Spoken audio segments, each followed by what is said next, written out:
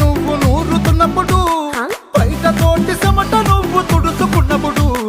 దండాన నీ సొక్కారేస్తున్నప్పుడు,